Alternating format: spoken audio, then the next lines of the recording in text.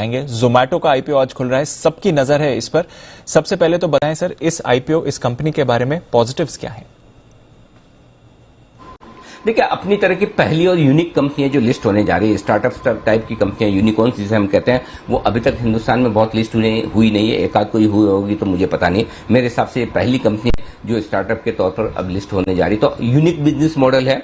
आप सब जानते ही हैं कि किस तरह से आप फोन करके जोमेटो के जरिए किसी भी रेस्टोरेंट से खाना मंगवा सकते हैं और अपनी टेबल बुक कर सकते हैं, पेमेंट कर सकते हैं, ये सारी चीजें हैं। तो अपनी तरह का यूनिक बिजनेस मॉडल है। एसेट्स इनके पास कुछ भी नहीं है। एक बिजनेस करने के लिए प्लेटफॉर्म है जहां कस्टमर्स और रेस्टोरेंट ओनर्स साथ में आते हैं, क्लाउड किचन वाले साथ में आते हैं और एक दूसरे के साथ बिजनेस करते हैं और उसका फायदा कंपनी को मिलता है। तो यूनिक बिजनेस मॉडल बाजार को हमेशा से पसंद आए। देखिए, ये बहुत मैं बड़ी और काम की बात कर रहा हूं। यूनिक बिजनेस मॉडल बाजार को हमेशा से पसंद आते हैं और उसकी एक प्रीमियम बाजार हमेशा देता है। जैसा कि जुबिलेंट फूड के वक्त आपने देखा या इन्फो एज के वक्त देखा, अपनी तरह के जो बिजनेसेस हैं जो ज्यादा नहीं है वो पसंद आते हैं। पहली चीज अच्छी है। दूसरा, ग्रोथ पोटेंशियल जबरदस्त है इस कंपनी में।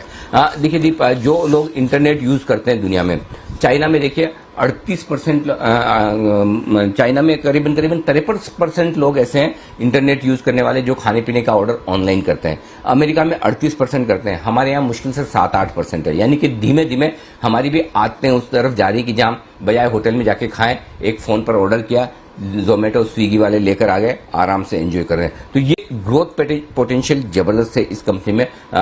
एक और बात जो इंटरेस्टिंग है वो ये है कि कैश रिच कंपनी है। ऑलरेडी कंपनी के पास लगभग 3031 करोड़ का कैश और लिक्विड इन्वेस्टमेंट्स हैं। इसके अलावा 9000 करोड़ रुपए और आईपीओ से आएंगे, यानी कि टोटल 12000 करोड़ का कैश कंपनी के पास हो जाएगा। 20% मार्केट के पर शेयर 15 रुपए कैश हो जाएगा। तो अच्छा कैश है जिसका फायदा कंपनी को मिलेगा एक्विजिशन के लिहाज से, अगर वो करना चाहे, कोई इनऑर्गेनिक ग्रोथ करना चाहे या फिर अपने एक्सपांशन में इस पैसे को यूज करने के लिए वो काम में लेंगे। तो ये सारी पॉजिटिव चीजें जो दीप इस कंपनी में मुझे नजर आती है।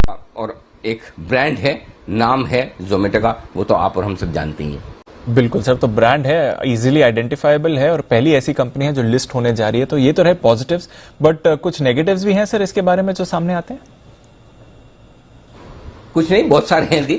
जितने पॉजिटिव है उनका मुकाबला करने के लिए नेगेटिव भी बराबर उतने ही है। सबसे ज्यादा तो कंपटीशन वाली बात है। कंपटीशन बड़ा जबरदस्त है। अभी तक लोगों को लगता है स्विगी से ही कंपटीशन है, लेकिन असली कंपटीशन जो आ रहा है वो अमेजोन से आ रहा है। और देखिए, अमेजोन जिस फील्ड में उतरता है वहां हिला देता है एकदम। तो आप देखिए, अभी उन्होंने बेंगलोर से शुरुआत की है। बेंगलोर में उनकी शुरुआत जो है करीबन 62 पिन कोड्स ऐसे हैं जहां पर वो फूड डिलीवरी शुरू कर चुके हैं। अच्छा, ऑनलाइन ग्रोसरी में तो जोमेटो के साथ साथ अमेजोन भी ऑलरेडी आ ही चुका है, वहां तो कंपटीशन है ही। अभी ऑलरेडी बेंगलोर में इन्होंने जस्ट शुरू किया है ट्रायल बेसिस पे। 2500 से ज्यादा रेस्टोरेंट, क्लाउड किचन वगैरह अमेजोन के पास आ चुकी है। अच्छा, स्विगी से तो है ही है। तो कंपटीशन में 3 बड़े प्लेयर हो जाएंगे।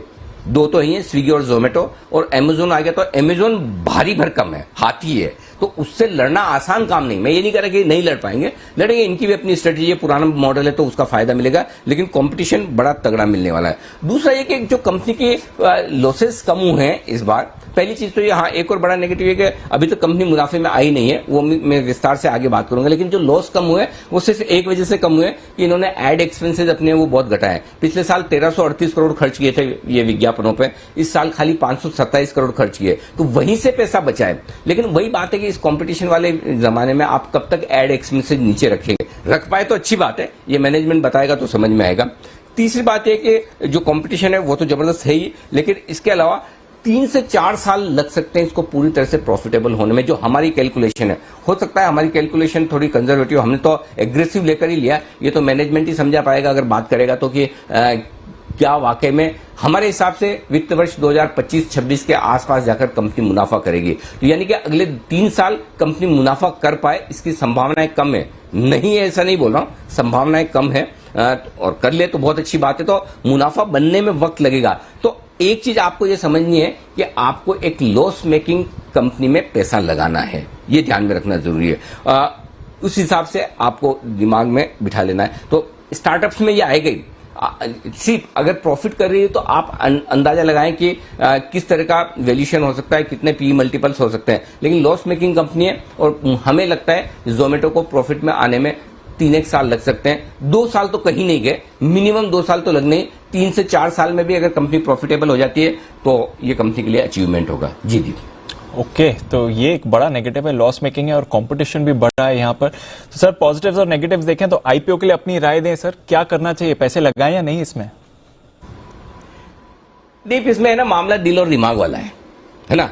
अगर आप दिल की सुनेंगे तो लगेगा अरे जोमेटो बड़ा नाम है, इंटरेस्टिंग है, बढ़िया बिजनेस मॉडल है, अपनी तरह का यूनिक है, इस तरह के स्टॉक्स हमेशा बाजार को पसंद आए, लगाना चाहिए पैसा। और दिमाग कहेगा भाई बैलेंस शीट तो देख, कब प्रॉफिट करेगी पता नहीं। ये जो सारे बड़े बड़े इन्वेस्टर तुम्हें विदेशी दिख रहे हैं जिन्होंने पैसा लगाया, इनके पास तो ढेर सारा पैसा है, अनाप शनाप पैसा है, इनका थोड़ी इन्वेस्टर्स का है। एंकर बुक में भी आप देखिए ढेर सारे इन्वेस्टर्स आए तो उनके, अच्छा प्लस उनके पोर्टफोलियो का छोटा हिस्सा होता है तो उन्हें फर्क नहीं पड़ता। एक आध कंपनी में पैसा नहीं भी बना बहुत ज्यादा तो भी चलता है, और बन गया तो लॉटरी लग जाएगी। तो वो दिमाग से आप जाएंगे ना, ये 3 साल बाद प्रॉफिटेबल होगी तो क्या लगाना चाहिए, 2 साल बाद प्रॉफिटेबल होगी तो लगाना चाहिए, तो दिमाग का इस्तेमाल करेंगे तो लगा नहीं पाएंगे। तो इस दिल और दिमाग की कश्मकश में मेरी राय यह है दीप कि जो इन्वेस्टर रिस्क लेने की ताकत रखते हैं, लॉन्ग टर्म का विजन रखते हैं, वो छोटा एक इन्वेस्टमेंट कर सकते हैं। अपनी तरह का यूनिक इन्वेस्टमेंट है, करने में हर्ज नहीं है। लेकिन आप अनाप शनाप रिटर्न की उम्मीद कर रहे हैं, देखिए वैल्यूएशन सस्टेन नहीं है इस तरह के आईपीओ के। जो मैंने, चूंकि प्रॉफिट तो है नहीं, आपको बाकी पैरामीटर पर इसको कैलकुलेट करना है। जो भी नए जमाने के अलग तरह के इंटरनेट बेस्ड बिजनेस है या ई कॉमर्स बिजनेस है, उसके मुकाबले में देखेंगे तो सस्ता नहीं है। पहला, इंटरनेशनली भी हमने जो प्लेयर्स हैं जहां पर ऑनलाइन फूड डिलीवरी होती है, उनको हमने कंपेयर करके देखा है, उसके मुकाबले में भी जोमेटो सस्ता नहीं है। तो ऐसे में अगर आप ये सोचते हैं कि जोमेटो का जितना बड़ा नाम है उतने ही बड़े लिस्टिंग गेन मिल जाएंगे, तो आपको मायूसी होगी। बड़ा लिस्टिंग गेन नहीं मिल सकता।